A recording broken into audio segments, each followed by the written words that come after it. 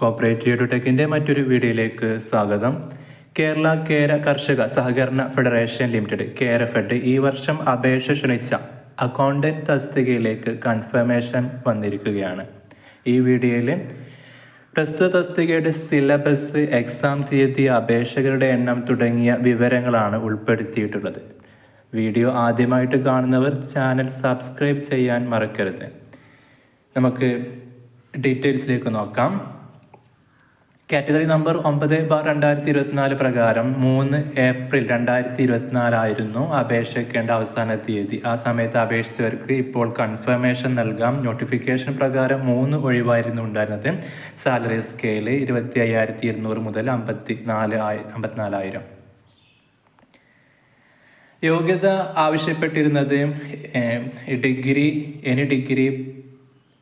Plus HDC ഡിപ്ലോമയോ അല്ലെങ്കിൽ BCom കോർപ്പറേഷനോ കൂടെ തന്നെ 6 മാസത്തിൽ കുറയാത്ത DCA കമ്പ്യൂട്ടർ കോഴ്സും കൂടിയും ആവശ്യമായിരുന്നു. ഈ യോഗ്യതയുള്ളവർക്ക് ഈ തസ്തികയിലേക്ക് അപേക്ഷിക്കാമായിരുന്നു. നമുക്ക് സിലബസിലേക്ക് പോകുന്നതിന് മുമ്പായിട്ട് എക്സാം തീയതി 22 ഫെബ്രുവരി 2025 ശനിയാഴ്ചയാണ്. കൺഫർമേഷൻ ഈ വരുന്ന മാസം 12-ാം തീയതി വരെ നൽകാവുന്നതാണ്. അപേക്ഷകരുടെ എണ്ണം 67,013 പേരാണ് അപേക്ഷിച്ചിട്ടുള്ളത്. ഇതിൽ എത്ര പേര് ഇനി കൺഫർമേഷൻ നൽകുമെന്ന് അറിയേണ്ടതുണ്ട്.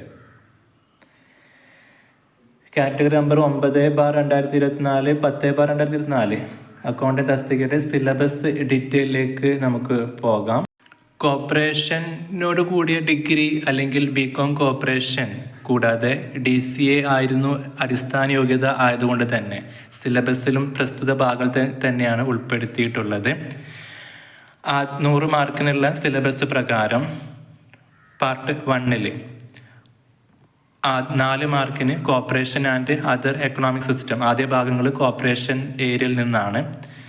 പിന്നെ evolution and development of cooperative principles 4 മാർക്കിനും, types of cooperatives in India and in Kerala, പലതരത്തിലുള്ള കേരളത്തിലും ഇന്ത്യയിലുള്ള കോപ്പറേറ്റീവിനെ കുറിച്ച് 5 മാർക്കിനുള്ള ചോദ്യങ്ങളും, പിന്നീട് management and working of major cooperative organisation and institutions in aid of cooperative 4 മാർക്കിനും, കോപ്പറേറ്റീവ് ഓഡിറ്റ് 5 മാർക്കിനും, issues in cooperative management, settlement of dispute 4 മാർക്കിനും, സോഴ്സ് ഓഫ് ഫണ്ട് 4 മാർക്കിനും, cooperative legislation in India and in Kerala, കോപ്പറേറ്റീവിൻ്റെ നിയമങ്ങളും ചട്ടങ്ങളും ഏരിയയിലേക്ക് ഒരു 5 മാർക്കിനും, cooperative പിന്നെ ബാങ്കിങ് ഏരിയയിലേക്ക് കടക്കുകയാണ്.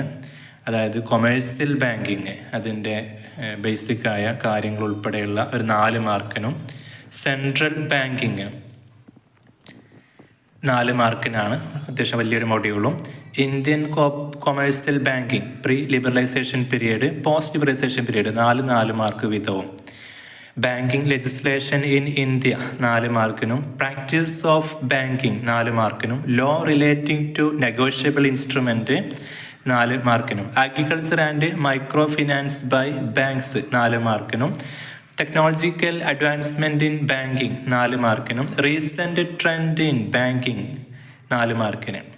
ഇനി ബാക്കി 20 മാർക്കിന് കമ്പ്യൂട്ടർ ഫണ്ടമെൻ്റൽസ് ആൻഡ് ഇൻഫോർമാറ്റിക്സ് ആണ്. അതായത് സാധാരണ 10 മാർക്കിന് ചോദിക്കുന്ന കമ്പ്യൂട്ടറിൻ്റെ സിലബസ് അല്ല. കാരണം 6 മാസത്തിൽ കുറയാത്ത DCA വേണമെന്ന് പറഞ്ഞ അടിസ്ഥാനത്തിൽ കുറച്ചുകൂടി വലിയ കമ്പ്യൂട്ടർ ഏരിയ എന്നുള്ള ക്വസ്റ്റ്യൻസുകളാണ്, സിലബസാണ് ഇട്ടിരിക്കുന്നത്.